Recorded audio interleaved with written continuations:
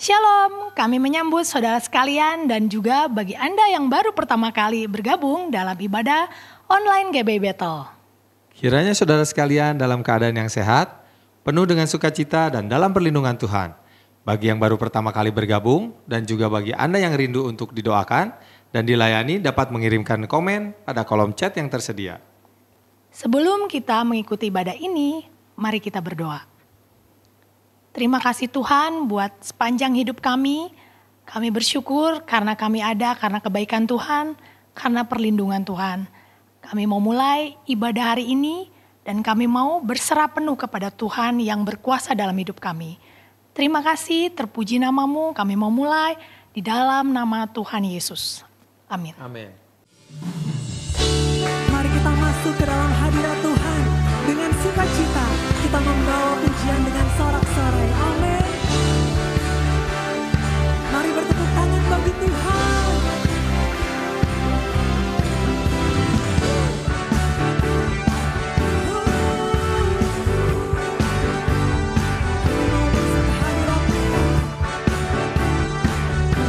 Mari bersama katakan. Ku masuki gerbangnya Tuhan dengan hati yang bersyukur. Ku bersorak memuji Tuhan, dialah sukacitaku. Sebab Dia baik, Dia sungguh baik, kasih setianya untuk selamanya. Sebab Dia baik, Dia sungguh baik, kasih setianya kekal. Sebab Dia baik, Dia sungguh baik, kasih setianya untuk selamanya. Sebab Dia baik, Dia sungguh baik, kasih setianya kekal selamanya. Haleluya. Dengan sorak-sorai bagi Tuhan, kami mau masuk ke hadirat-Mu Bapa. Mari bersama nyatakan, ku nyanyikan. Ku nyanyikan pujian bagi-Nya dengan hati yang bersyukur. Ku rasakan kebaikan-Nya di sepanjang hidupku. Sebab Dia baik, Dia sungguh baik, kasih setianya untuk selamanya. Sebab Dia baik, Dia sungguh baik, kasih setianya kekal.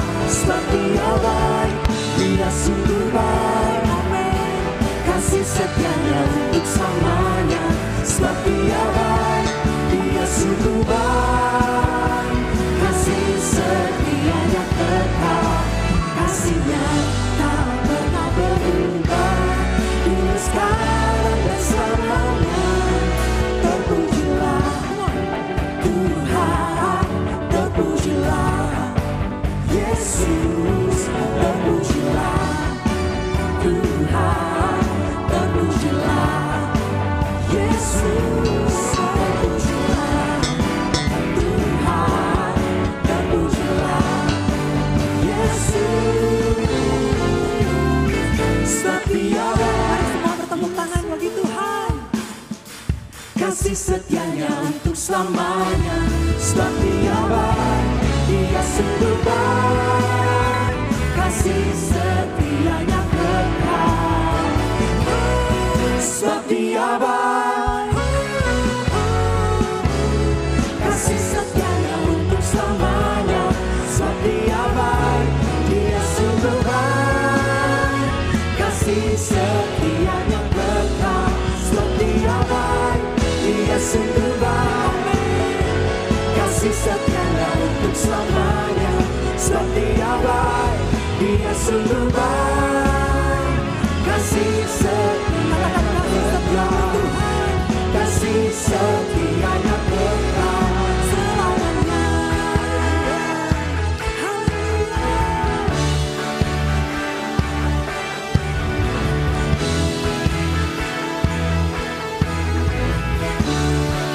Mari sekali bersorak bagi Tuhan. Sebab Dia baik, Tuhan. Berapa banyak di tempat ini yang bersuka cita? Boleh sekali lagi kasih tepuk tangan yang terbaik buat Tuhan kita. Come on, haleluya.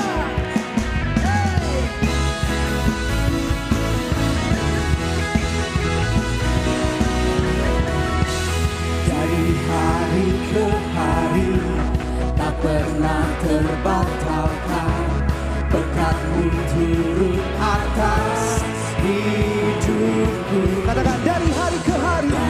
Haleluya. Tiada pernah tertunda, kesetiaan-Mu Kau limpahkan bagiku. Sama-sama katakan, come on. Tak berkesudahan kasih setia-Mu Tuhan, rahmat-Mu tak pernah habis dari hari-hariku. Tangan-Mu yang perkasa, besar kejayaan-Mu, selalu menopang hidupku, selalu pegang erat tangan-Mu. Haleluya. Come on. Hey. Dia Allah yang luar biasa, amin. Tangannya yang perkasa menopang setiap kita. Mari sama-sama katakan dari hari ke hari tak pernah terbatalkan, berkat-Mu turun atas hidupku. Dari hari ke hari tiada pernah tertunda, kesetiaan-Mu Kau limpahkan bagiku. semua katakan bersama-sama. Kasih setia-Mu Tuhan, rahmat-Mu tak pernah habis dari hari-hariku. Tangan-Mu yang perkasa, besar kejayaan-Mu, selalu menopang hidupku, selalu pegang erat tanganku. Haleluya. Tangannya yang perkasa selalu menopang setiap kita, amin. Yang percaya boleh tepuk tangan di atas kepala semua. One, two, come on. Hey.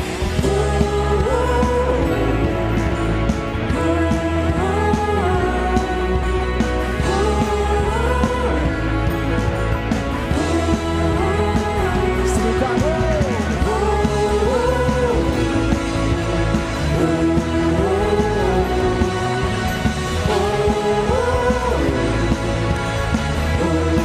semua katakan. Tak berkesudahan Kasih setia Tuhan tak berkesudahan dalam setiap hidup kita. Haleluya. dari hari-hari, tangan-Mu yang perkasa, besar kejayaan-Mu, selalu menopang hidupku, selalu pegang erat. Tak berkesudahan kasih setia-Mu Tuhan, haleluya. Dari hari-hariku, tangan-Mu yang perkasa, besar kejayaan-Mu, selalu menopang hidupku, selalu pegang erat tanganku. Boleh kasih tepuk tangan yang terbaik sekali lagi buat Tuhan kita. Haleluya. Mari silakan duduk kembali Bapak Ibu Saudara sekalian.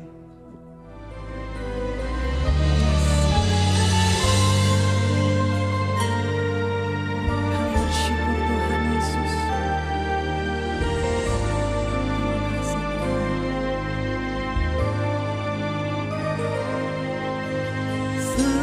Semusim berlalu, namun Kau selalu peliharaku. Kasih dan setia-Mu tak pernah layu di hidupku.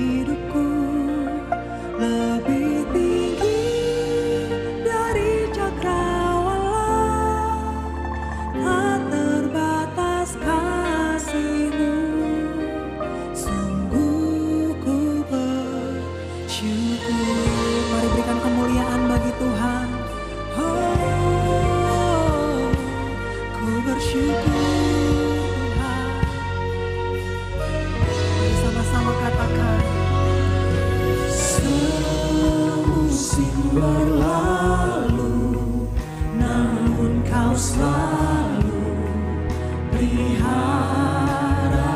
Katakan kasih dan setiamu tak pernah layu di hidupku. Lebih luas dari samudra, kebaikan-Mu Bapa takkan habis di hidupku. Lebih tinggi dari cakrawala, tak terbatas kasih-Mu. Sungguh ku bersyukur. Katakan lebih luas dari samudra, kebaikan-Mu Bapa takkan habis di hidupku. Lebih tinggi dari cakrawala, tak terbatas kasih-Mu. Sungguh ku bersyukur. Kami bersyukur Tuhan untuk kasih setia-Mu yang melimpah dalam hidup kami Tuhan. Kami mau membawa penyembahan kami, yang terbaik kami berikan hanya bagi-Mu Yesus. Lebih luas dari samudra, kebaikan-Mu Bapa takkan pernah habis di hidup kami Tuhan. Lebih tinggi dari cakrawala, tak terbatas kasih-Mu. Sungguh ku katakan lebih luas dari samudra, kebaikan-Mu Bapa takkan habis di hidupku. Lebih tinggi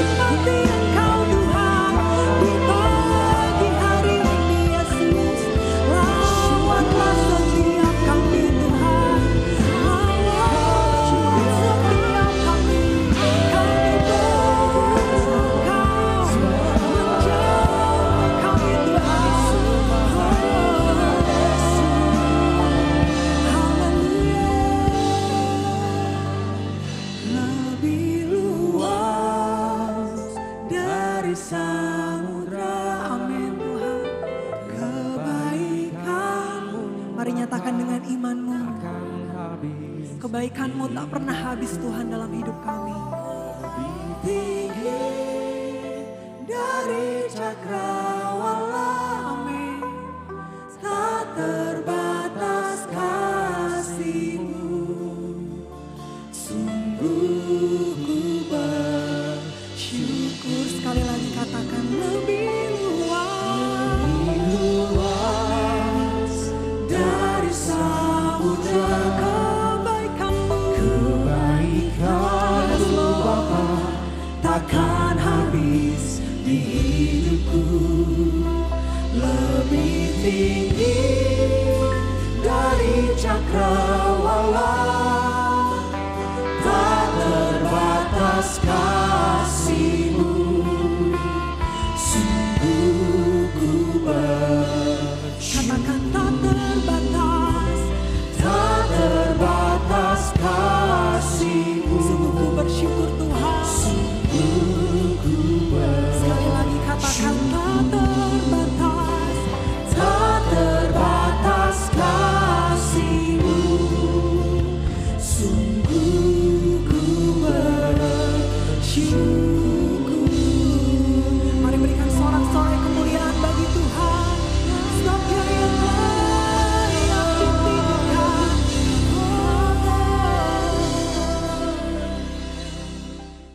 Mari kita berdoa. Tuhan, kami mengucap syukur buat perlindungan-Mu, penyertaan-Mu. Sebentar kami mau mendengarkan sebagian daripada firman-Mu. Kiranya Engkau yang memberkati, mengurapi hamba-Nya, sehingga boleh apa yang keluar dari mulut bibir hamba-Mu ini boleh sungguh memberikan kekuatan buat setiap kami. Terima kasih Tuhan, kami sambut firman-Mu hanya di dalam nama Yesus Kristus Tuhan dan Juru Selamat kami. Haleluya, amin. Shalom jemaat yang dikasihi Tuhan, senang sekali saya Pendeta Rubin Adi Abraham bisa melayani Anda dalam ibadah ini.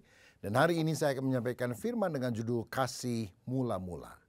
Kita akan baca Wahyu 2 ayat 1-7 yang berbunyi demikian. Tuliskanlah kepada malaikat jemaat di Efesus, inilah firman Dia yang memegang ketujuh bintang itu di tangan kanannya dan berjalan di antara ketujuh kaki dian emas itu. Aku tahu segala pekerjaanmu, baik jerih payahmu maupun ketekunanmu.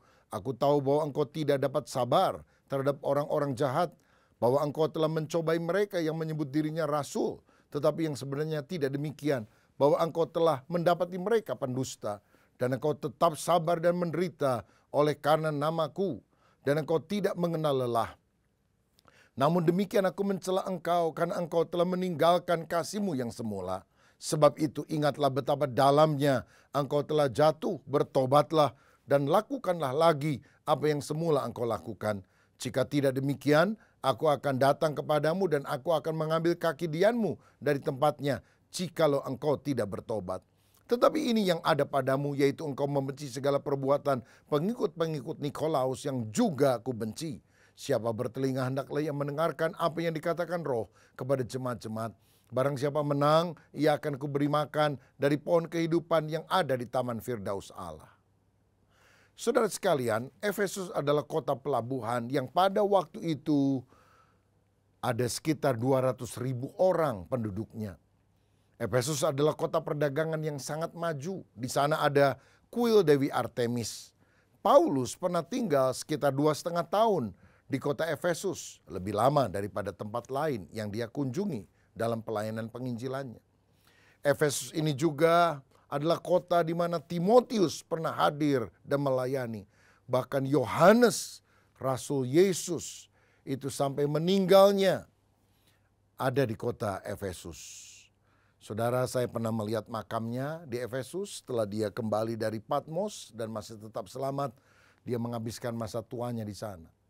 Jadi, Efesus ini adalah kota yang memiliki hamba-hamba Tuhan dan pembicara hebat, ya, seperti Paulus, Timotius, Yohanes dan sebagainya. Tapi ternyata tidak menjamin kerohanian jemaat itu oke. Mengapa? Kalaupun saudara mendengar khotbah yang luar biasa, engkau kenal pendeta ABCD yang dipakai Tuhan, tetap engkau harus memberikan respons secara pribadi. Mesti ada kehausan secara rohani untuk bertumbuh di dalam Tuhan. Nah, saudara, di ayat 1 dikatakan Tuhan berbicara kepada malaikat jemaat. Malaikat jemaat, kata malaikat berasal dari kata Ibrani malak, artinya pesuruh Tuhan. Berarti malaikat Tuhan yang dimaksudkan di sini bukan angel yang datang dari sorga, tapi pimpinan jemaat yang ada di daerah tersebut. Dalam Wahyu 1 ayat 20 dikatakan, dan rahasia ketujuh bintang yang telah kau lihat pada tangan kananku dan ketujuh kaki dian emas itu. Ketujuh bintang itu ialah malaikat ketujuh jemaat dan ketujuh kaki dian itu ialah ketujuh jemaat. Jadi 7 bintang bicara tentang 7 pimpinan gereja di Asia Kecil yang Tuhan berbicara kepada mereka untuk disampaikan kepada jemaat. Dan 7 kaki dian itu, kaki dian emas, itu bicara tentang 7 jemaat yang juga ada di Asia Kecil. Yesus adalah kepala gereja. Dia melihat, dia mengevaluasi, karena itu dia berkata, aku tahu. Karena tidak ada yang tertutup di mata Tuhan. Nah sekarang kita akan melihat bagian pertama yaitu tentang pujian Yesus. Di ayat 2, 3 dan juga ayat 6. Yang pertama, jemaat Efesus ini dipuji Tuhan karena dia giat bekerja untuk Tuhan. Berjerih payah, berjerih lelah, tekun. Dan ini adalah hal yang terpuji. Roma 12 ayat 11 berkata, janganlah hendaknya kerajinanmu kendor, biarlah rohmu menyala-nyala, layanilah Tuhan. 1 Korintus 15 ayat 58. Karena itu saudaraku berdirilah teguh, jangan goyah, giatlah selalu dalam pekerjaan Tuhan. Karena kamu tahu bahwa dalam persekutuan dengan Tuhan, jerih payahmu tidak sia-sia. Saudara, kalau engkau menjadi pemuji, pendoa, guru sekolah minggu, pelayanan lain apapun, mari lakukan dengan giat, rajin, tekun, karena itulah yang dipuji oleh Tuhan. Jangan jadi sukarelawan yang asal-asalan. Saya kan cuma sukarelawan. Artinya kalau saya suka, saya rela. Kalau saya tidak suka, saya tidak rela. Ini bukan ciri yang disukai Tuhan. Tapi mari kita menjadi orang yang giat melayani. Yang kedua, jemaat Efesus dipuji karena murni dalam pengajaran. Saudara, mereka bisa membedakan mana rasul sejati dan rasul palsu. Sehingga mereka kemudian menolak ajaran Nikolaus. Nikolaus itu adalah salah satu dari 7 diaken yang pernah dipilih untuk melayani jemaat. Dalam Kisah Para Rasul 6. Tetapi kemudian tampaknya dia punya pandangan yang berbeda dan akhirnya menjadi sekte, aliran sesat. Karena dia menganggap anugerah Tuhan bisa menjadi alasan untuk berdosa. Maksudnya, walaupun kamu berdosa, anugerah Allah cukup bagimu. Jadi kamu tidak akan dihukum oleh Tuhan. Kamu tetap akan masuk surga. Rupanya ini adalah cikal bakal dari pengajaran hyper grace yang ada pada zaman modern ini. Nah saudara, saya mau katakan bahwa semua pengajaran harus diuji. Dan kita harus memegang teguh firman. Sehingga bisa menangkal ajaran sesat. Baca firman setiap hari. Ngerti kebenaran firman. Sehingga saudara tahu bagaimana bisa membedakannya dari ajaran palsu. Di Amerika Serikat ada tim pemberantas uang dolar palsu. Satu kali ada orang tanya, kalau begitu Anda harus meneliti begitu banyak uang dolar palsu ya untuk membedakan dari yang asli. Mereka bilang, nggak perlu. Kami hanya pelajari yang asli. Sehingga begitu kami tahu mana yang asli, kami bisa langsung segera membedakannya dari yang palsu. Saudara, bertekunlah dalam pengajaran murni akan firman. Yang ketiga, jemaat Efesus ini dipuji karena sabar menderita.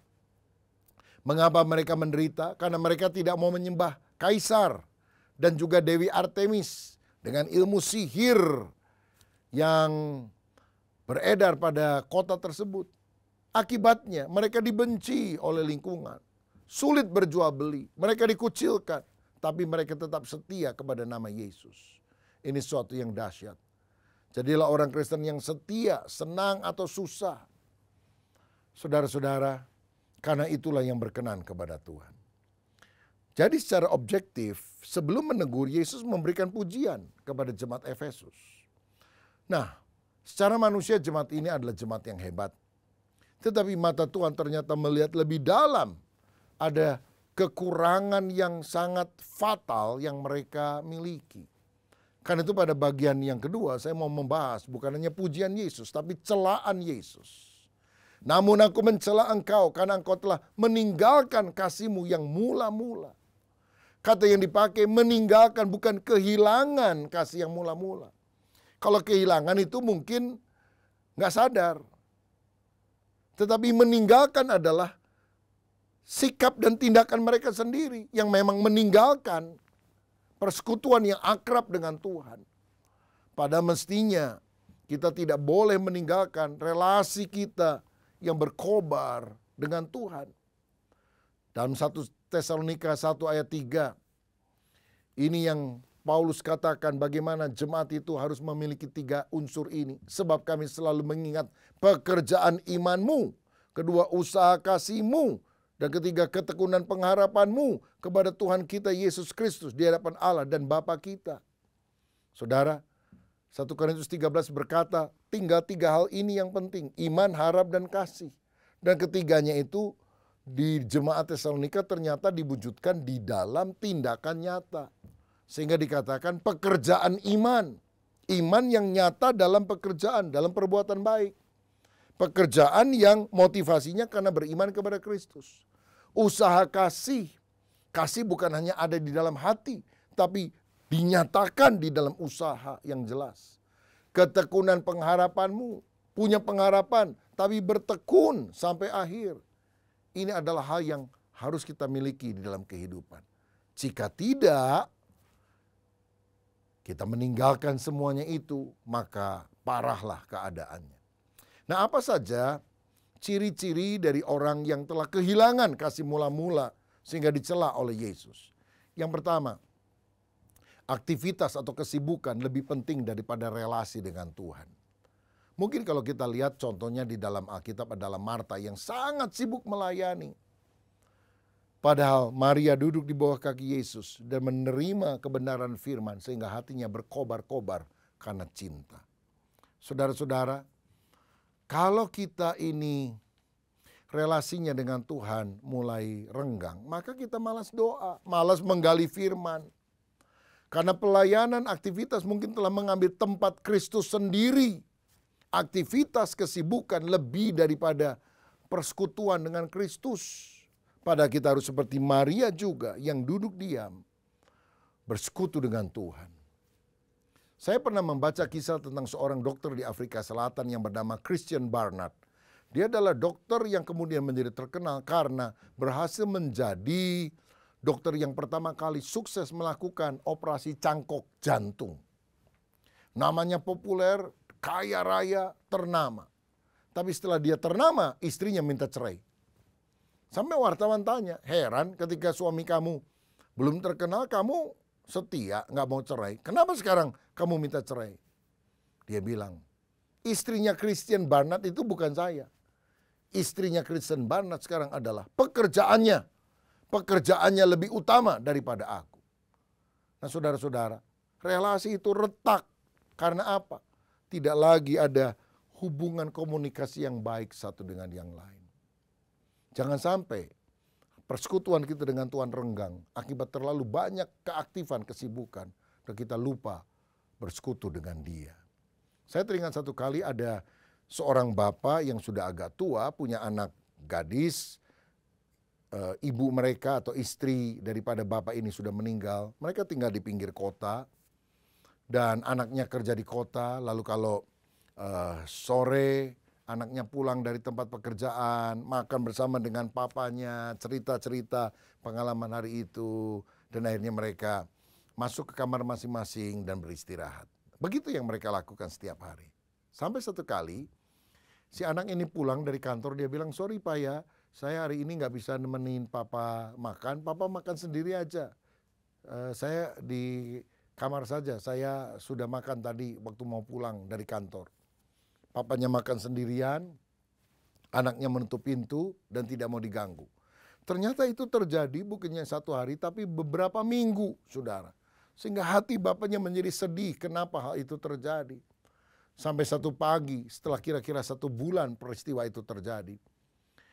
Pagi hari anak gadis ini mengetuk pintu kamar papanya dan waktu papanya buka, anaknya nyanyi, happy birthday to you. Rupanya papanya ulang tahun. Papa selamat ulang tahun. Dia peluk, dia cium papanya. Dan dia bilang, Papa, saya mau kasih hadiah buat Papa. Ini handmade buatan tangan saya. Maaf ya, hampir sebulan ini saya nggak sempat ngobrol apa-apa dengan Papa. Karena saya sedang mempersiapkan hadiah yang sangat istimewa. Begitu dibuka, saudara, sebuah sulaman yang dibuat oleh anaknya tentang sebuah rumah kecil di pinggiran kota dengan pemandangan yang bagus, dan dua orang, bapak dan anak, sedang duduk ngobrol di teras rumah. Dia bilang, ini hadiah buat papa. Papa senang. Papanya menganggukkan kepala, dia bilang, terima kasih nak buat hadiah ini. Tapi kalau papa boleh pesan kepada kamu, jangan pernah lakukan lagi ini kepada papa. Papa lebih suka ngobrol dengan kamu daripada kamu masuk ke kamar dan menyediakan hadiah yang kelihatannya bagus. Hadiahnya memang bagus, tapi relasi persekutuan, ngobrol, komunikasi dengan papa lebih penting dari segalanya. Saudara, itulah yang harus selalu kita ingat. Tuhan juga merindukan persekutuan antara kita anaknya dengan dia. Nah, yang kedua, mengapa jemaat Efesus ini dicela oleh Yesus? Karena perdebatan doktrin itu tampaknya lebih penting dari kasih dan menawarkan anugerah Allah. Saudara, jemaat ini adalah jemaat yang senang menentang guru-guru palsu, ajaran-ajaran sesat. Tetapi karena mereka kelihatannya begitu giat menentang hal-hal yang tampaknya salah, itu memahitkan roh mereka dan mengakibatkan kesombongan rohani. Sehingga mereka merasa dirinya lebih hebat daripada yang lain. Kasih kudus kepada Yesus dan umatnya tanpa terasa kehilangan gairahnya. Saudara, kita harus waspada hal ini. Seringkali yang kuat dalam doktrin dan berani atau tegas biasanya rawan dalam persoalan kasih dan menjadi orang yang suka menghakimi. Tapi sebaliknya, orang yang penuh kasih, sabar, biasanya kompromistis, kurang tegas, pelin-pelan, karena ingin menyenangkan semua orang. Betapa kita harus menjaga hati kita tetap penuh kasih, ada kobaran cinta, walaupun kita tetap tegas dalam kebenaran. Kebenaran yang dinyatakan di dalam kasih. Kalau tidak, roh kita akan padam. Yang ketiga, apa ciri yang lain daripada orang yang meninggalkan kasih yang mula-mula? Mulai mencintai hal duniawi, mengejar materi dan kenyamanan lebih daripada mencari hadirat Tuhan. Perkara rohani tidak lagi menjadi tujuan utama. Ini dialami oleh Demas, seorang murid Paulus yang menyertai Paulus sepanjang perjalanan, tapi kemudian meninggalkan Paulus dan tidak pernah muncul kembali karena Demas telah mencintai dunia, telah meninggalkan aku dan pelayanannya. Karena itu dalam 1 Yohanes 2 ayat 15 firman berkata, janganlah kamu mengasihi dunia dan apa yang ada di dalamnya. Jikalau orang mengasihi dunia dan apa yang ada di dalamnya, maka kasih akan Bapa tidak ada di dalam orang itu. Saudara, perhatikan bagaimana daya tarik dunia itu begitu luar biasa. Ingin menarik kita kepadanya. Kobarkan cinta kepada Bapa supaya kita tidak kehilangan kasih mula-mula. Dan apa ciri lain dari orang yang meninggalkan kasih mula-mula? Kembalinya dosa lama yang semula sudah ditinggalkan. Berjinak-jinak lagi dengan dosa. Kompromi. Dulu kita dengan tegas bilang, enggak, ini dosa. Sekarang, oh enggak apa-apa deh. Ya sesekali, oke. Orang lain juga melakukan hal itu. Itu disebabkan karena kobaran cinta kita kepada Tuhan. Api yang kudus itu sudah mulai luntur dalam hidup kita. Bagian ketiga, saya melihat di sini ada perintah Yesus. Apa saja yang dia perintahkan? Ingatlah, Tuhan bilang demikian pada ayat tadi. Ingatlah saat manis engkau dengan Yesus. Ingatlah cinta pertama yang kita miliki, bergelora, on fire dengan Yesus. Ketika anak yang hilang itu sudah jauh dari rumah Bapa. Apa yang membuat dia balik? Karena dia ingat di rumah Bapakku kondisinya lebih baik dari kondisi aku sekarang. Dan dia kembali kepada Bapa. Kalau pasangan suami istri bertengkar, saya seringkali suka menganjurkan, coba ingat-ingat kembali sweet memories yang pernah engkau alami dulu. Bagaimana engkau memadu kasih, pengalaman-pengalaman indah. Jangan hanya hitung-hitung masalah atau kekurangan dari pasanganmu. Hitung dan perhatikan sweet memories, kenangan manis. Karena begitu kita mengingat lagi pada waktu pertama kali kita jatuh cinta, kobaran api itu akan mulai ada di dalam dada. Kedua, setelah Tuhan berkata, ingatlah, dia kemudian bilang, bertobatlah. Jika tidak, kaki Dian ini akan diambil. Menurut ayat 5b. Artinya apa? Tidak bisa jadi terang. Karena kaki Dian itu kan seperti pelita yang kemudian di atasnya ditaruh seperti lilin atau tempat api. Sehingga api itu bisa menerangi sekitarnya. Kalau kita tidak bertobat, dulu kita dipakai menjadi alat Tuhan, menjadi terang. Sekarang hidup kita penuh dengan kegelapan. Tidak bisa menjadi terang. Bertobatlah segera. Jangan tunggu sampai hancur. Jangan bilang, percumalah. Saya terusin aja hidup dalam dosa. Saudaraku, berbaliklah kepada Kristus. Lihat jemaat Efesus. Karena tidak mau bertobat. Sekarang cuma reruntuhan yang ada di sana. Hampir tidak ada orang Kristen di situ, saudara. Karena mereka tidak mau sungguh-sungguh bertobat. Apakah api Tuhan itu masih berkobar dalam kehidupan kita? Sehingga kita bisa dipakai menjadi alat terang Tuhan. Jadi berkat bagi orang lain. Saya ingat satu kali ada seorang penjaga rel kereta api dihadapkan ke pengadilan karena dianggap melakukan kelalaian sampai ada orang yang naik motor ketabrak kereta api. Lalu ditanya, apakah pada waktu kereta api itu lewat, kamu menutup pintu keretanya atau tidak? Dia bilang, memang dari dulu juga nggak ada pintunya, Pak. Oh, kalau gitu kesalahan PCKA dong, bukan kesalahan kamu. Tapi apa yang kamu lakukan? Ya saya keluar dari gardu saya membawa sebuah lentera, ya, ada apinya, dan saya mulai goyang-goyangkan lentera itu di tengah jalan supaya kalau ada orang lewat tahu bahwa lentera ini menyala dan kemudian mereka berhenti sehingga kereta tidak akan menabrak mereka. Oh, jadi kamu sudah nyalakan bahkan goyang-goyangkan lentera?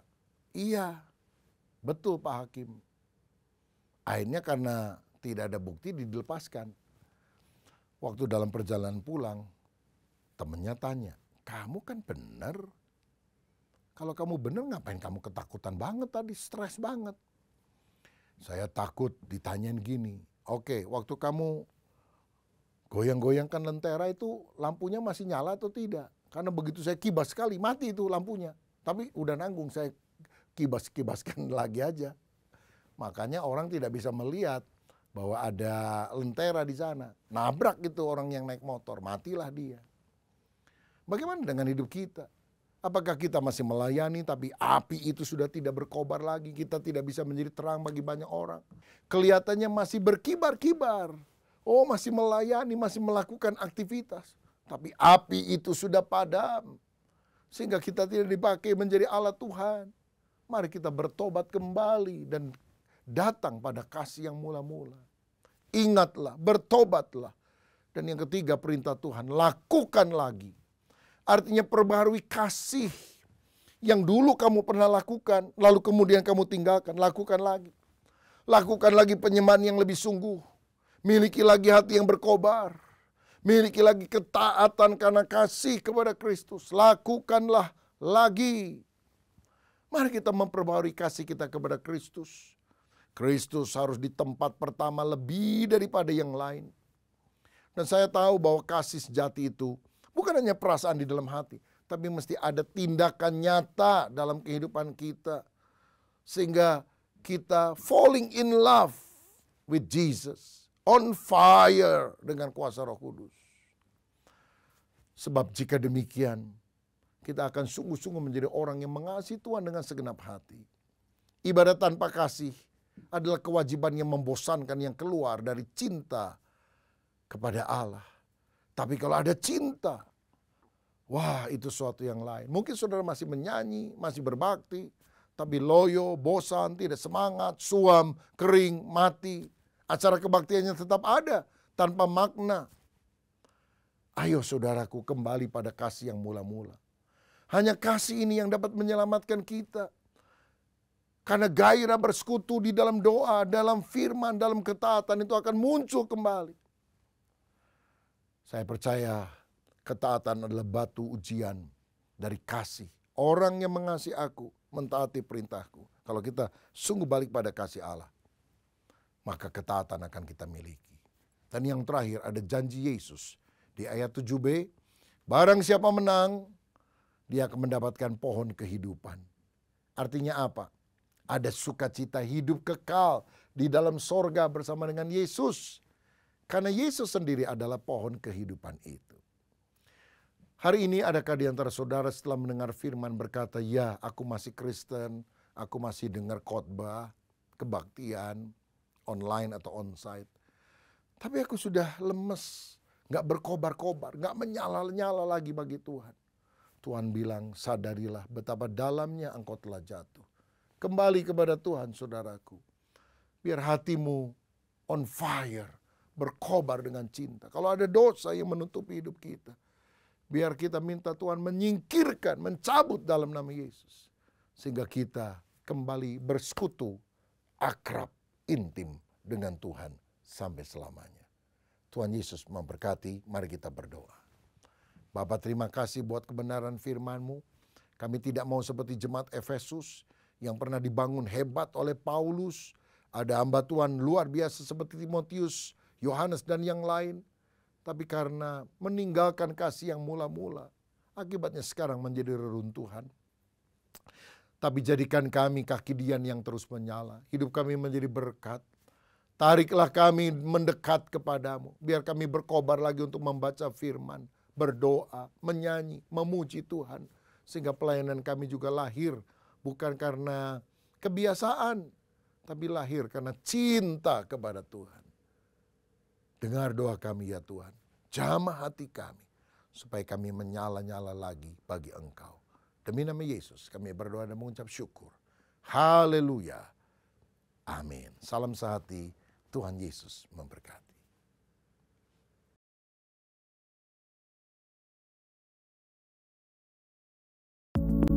Salam jumpa kembali dalam Battle News. Berikut kami sampaikan informasi untuk Anda semua. Mari memuji dan menyembah Tuhan bersama-sama dalam Worship Night.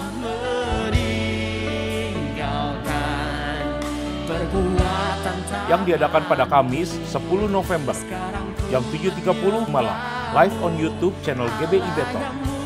Disertai renungan malam bersama Pendeta Dr. Rubin Adi Abraham. Kuat dalam Tuhan bagian ke-6.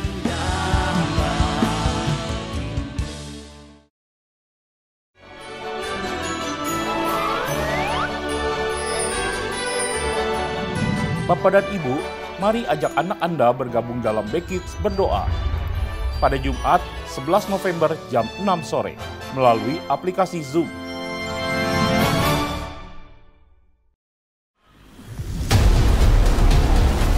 Ikutilah Super, seminar untuk pertumbuhan rohani bersama tim dosen STT Karisma.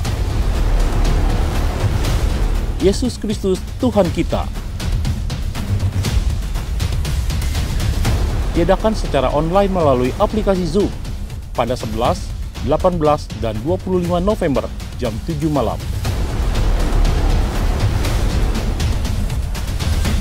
Catat waktu dan tanggalnya.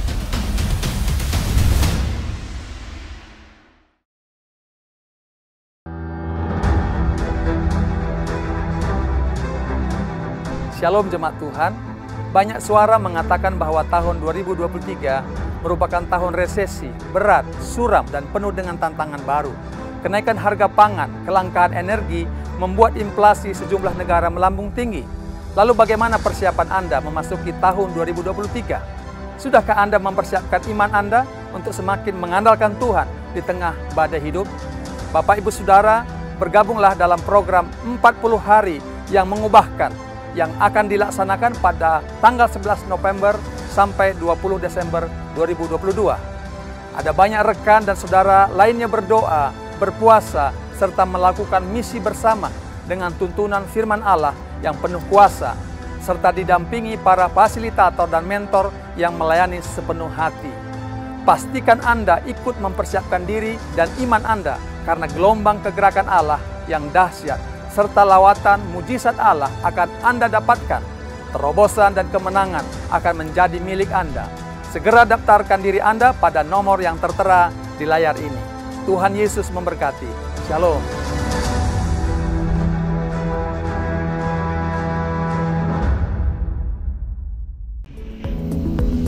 Bergabunglah dalam doa Sabtu pagi pada Sabtu 12 November jam 6 pagi bersama Bapak Victor Deang yang dilakukan secara onsite di GBI Bethel Mekarwangi dan disiarkan online melalui YouTube channel GBI Bethel.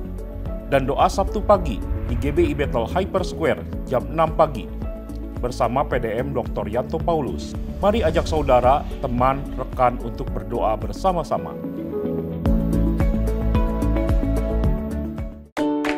Bapak dan Ibu, ibadah Bethel Senior Club kembali diadakan pada Sabtu 12 November jam 9 pagi. Diadakan onsite yang berlokasi di GBI Bethel Mekarwangi bersama Bapak Joko Sutejo.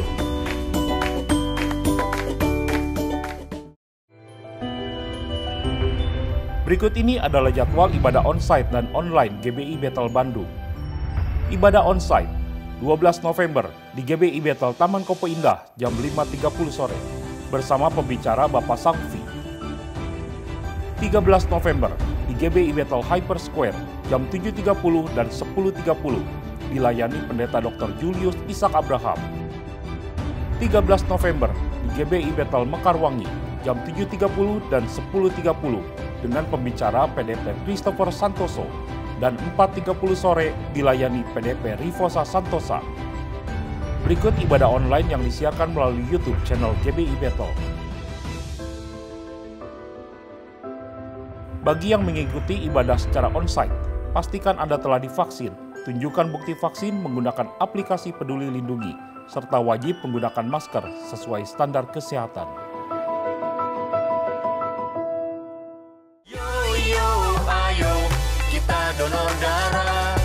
GBI Bethel Bandung bekerja sama dengan Palang Merah Indonesia mengadakan kegiatan donor darah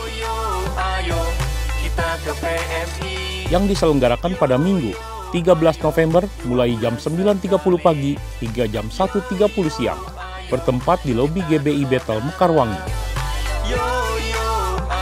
Bagi Anda yang ingin berpartisipasi, daftarkan diri melalui link berikut.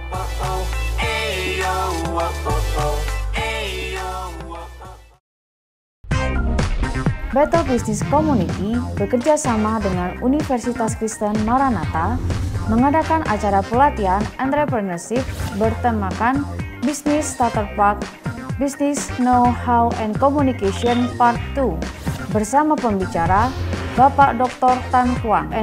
Acara diadakan secara onsite di GBI Bethel Mekarwangi pada Jumat 18 November jam 6 sore. Acara tidak dikenakan biaya, namun diperlukan pendaftaran sebelumnya melalui link berikut ini.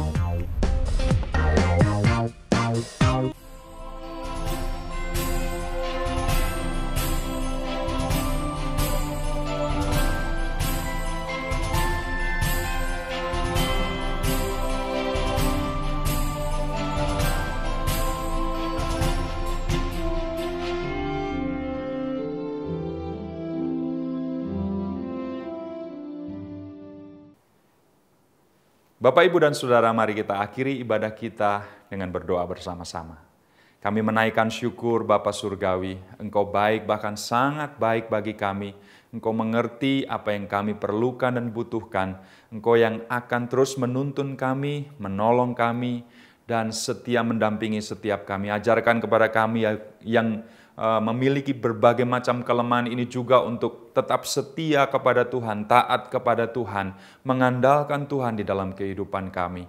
Dan biarlah Tuhan pada akhir ibadah kami ini, kami diberkati oleh Tuhan.